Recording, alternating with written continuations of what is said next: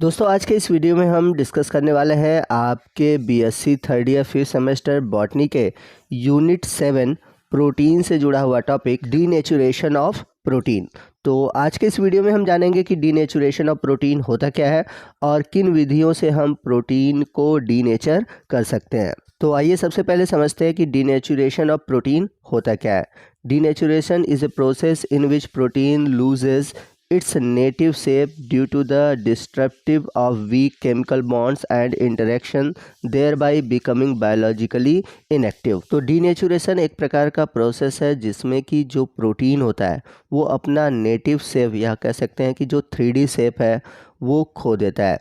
तो 3D shape किस वजह से होता है या फिर प्रोटीन का जो नेटिव शेप होता है किस वजह से होता है, क्योंकि उसमें अलग अलग तरह के केमिकल बॉन्डिंग पाई जाती है और ये जो बॉन्डिंग होती है बहुत ही वीक होता है।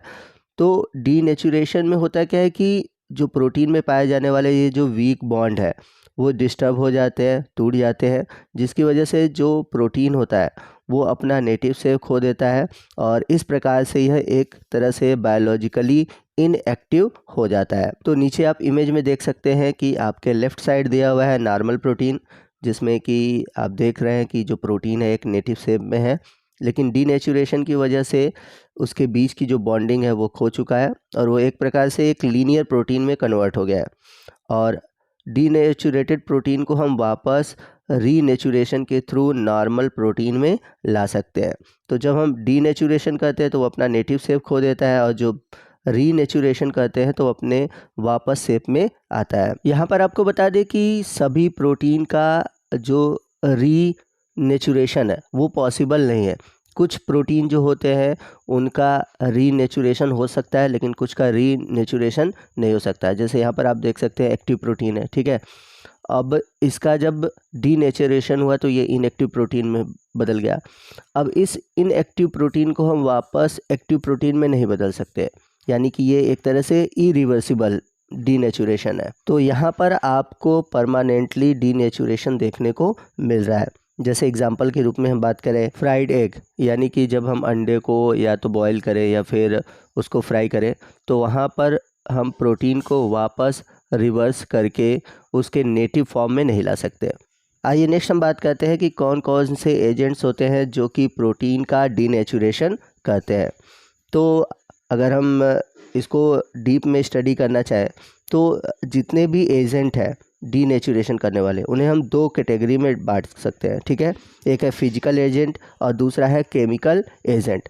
तो फिजिकल एजेंट और केमिकल एजेंट कौन कौन से हैं उनके एग्जांपल आप यहाँ पर देख सकते हैं, दिया हुआ है। फिजिकल एजेंट में हीट है, वायलेंट है, हाइड्रोस्टैटिक प्रेशर है, अल्ट्रावायलेट रेडिएशन है।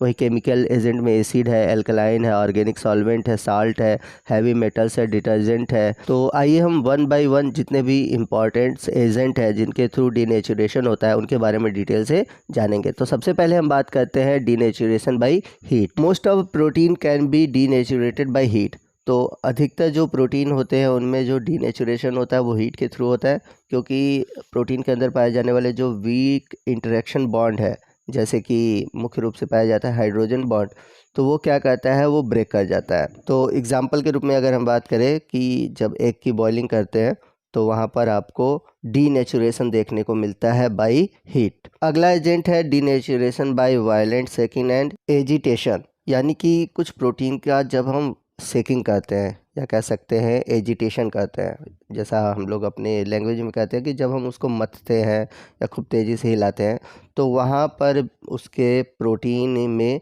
आपको डीनेचुरेशन देखने को मिलता है। एग्जाम्पल के रूप में बात करें, जब हम एग वाइट्स होते हैं और जो एल्ब्यूमिन है येलो वाला उसको बहुत देर तक सेक करते हैं, ठीक है, तो उसमें क्या होता है कि जो प्रोटीन का जो नेचर होता है वो ख़त्म हो जाता है। इसके अलावा जो मिल्क क्रीम है या दूध है, दूध को बहुत देर तक मथते हैं तो वहाँ पर भी क्या होते हैं, वहाँ पर झाग से बन जाते हैं। तो वहाँ पर जो प्रोटीन का नेचर होता है, दूध में पाए जाने वाला जो प्रोटीन का नेचर है वो डीनेचर हो जाता है। अगला है डीनेचुरेशन बाय प्रेशर। तो जब हम किसी नेटिव प्रोटीन पर बहुत ज़्यादा प्रेशर देते हैं, ठीक है ना, तो उसके जो बॉन्ड है वो डिस्टर्ब हो जाते हैं, ठीक है ना। जैसे कोई प्रोटीन है, ठीक है, उस पर हम बहुत अधिक प्रेशर देते हैं तो मान लीजिए वो किसी सोल्यूशन में, तो सराउंडिंग वाला वाटर या उसके चारों तरफ जो वाटर है या कोई भी केमिकल है वो उसके अंदर चला जाएगा, ठीक है, और धीरे धीरे प्रेशर देकर उसके जो नेटिव स्ट्रक्चर है यानी कि जो 3D स्ट्रक्चर है उसको ब्रेक कर देता है और इस तरह से प्रोटीन का डीनेचुरेशन हो जाता है। इसके बाद है डीनेचुरेशन बाय रेडिएशन, यानी कि रेडिएशन के थ्रू कैसे प्रोटीन का नेचर ख़त्म होता है।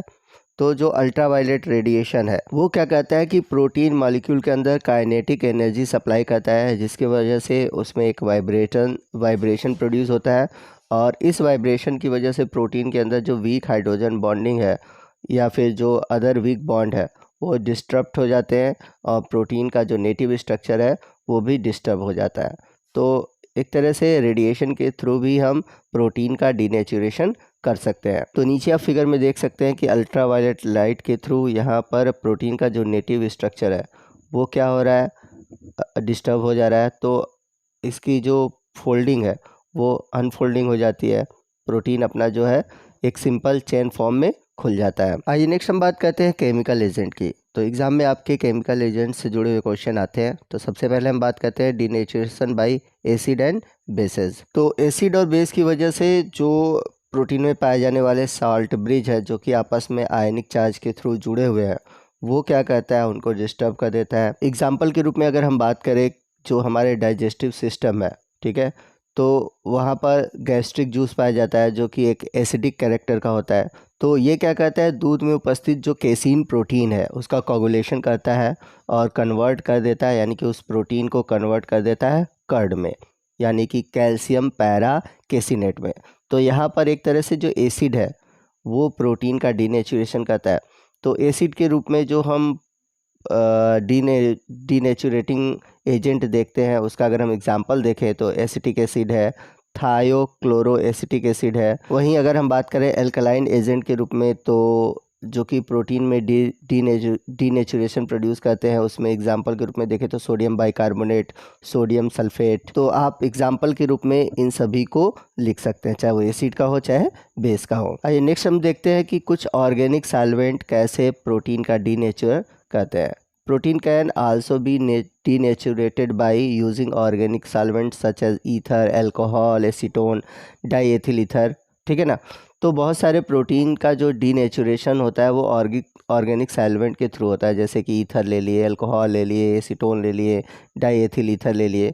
तो जब हम इन सॉल्वेंट में प्रोटीन को डिज़ोल्व करते हैं तो उनके जो वीक बॉन्ड है वो क्या होते हैं, ब्रेक कर जाते हैं, जिसकी वजह से प्रोटीन का डीनेचुरेशन हो जाता है। इसके बाद है denaturation by salt and heavy metals.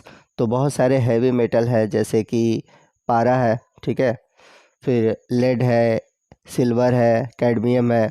तो इसके जो आयंस है यानी कि जो आयनिक फॉर्म है ये क्या कहते हैं कि प्रोटीन के जो बॉन्डिंग है उसको ब्रेक कर देते हैं। जैसे कि अगर हम बात करें एग्जांपल के रूप में सिल्वर नाइट्रेट, ये क्या कहते हैं कि इसका यूज़ करते हैं नोज़ और जो थ्रोट के इन्फेक्शन है उसमें। इसके बाद है डीनेचुरेशन बाय पीएच, यानी कि कुछ सर्टेन पीएच होते हैं जिसपे कि प्रोटीन का डीनेचुरेशन होता है। तो जैसा कि हम सभी जानते हैं कि जो प्रोटीन होते हैं वो एमिनो एसिड्स के बने होते हैं और अलग अलग एमिनो एसिड अलग अलग पीएच पर रिएक्ट करते हैं।